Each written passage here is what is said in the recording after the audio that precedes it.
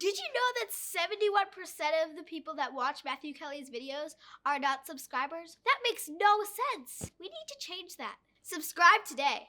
Hit that subscribe button, smash that like button, and turn on those notifications so you never miss out on another great video ever again. One of the problems we have when we sincerely try to rediscover Jesus is that the most comprehensive record of Jesus, his life, his teachings are the gospel, and we tend to be fairly familiar with them.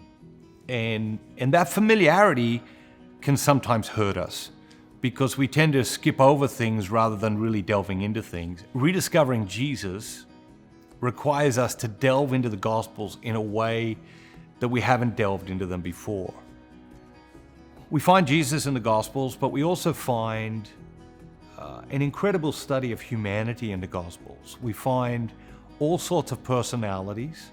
We find all sorts of people striving to become the best version of themselves or completely ignoring the quest to become the best version of themselves. We find people who are walking with God, and we find people who are struggling to walk with God.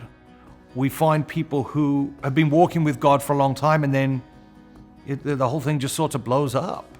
They turn away from God. I think the secret to rediscovering Jesus in the Gospels is to see ourselves in every person in the story, is to find ourselves in the gospel, is to bring it into the present, into the now, to realize that it's not something that's far off in history. The Gospels are living, they're breathing, they're here, they're now, they're for you.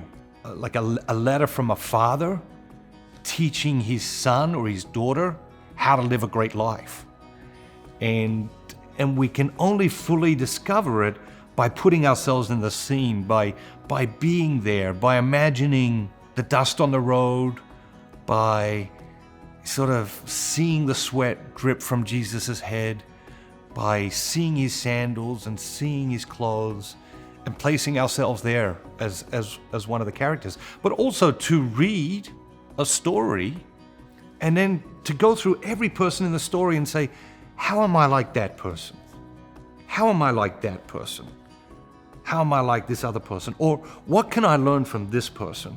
Or what is this person in this scene, in this story, which I've heard 1,000 times before? What is this person trying to teach me? What is God trying to say to me through this person at this moment in my life? And in these ways, the Gospels are always new, they're always fresh, they're always alive, and they always bring us lessons of transformation.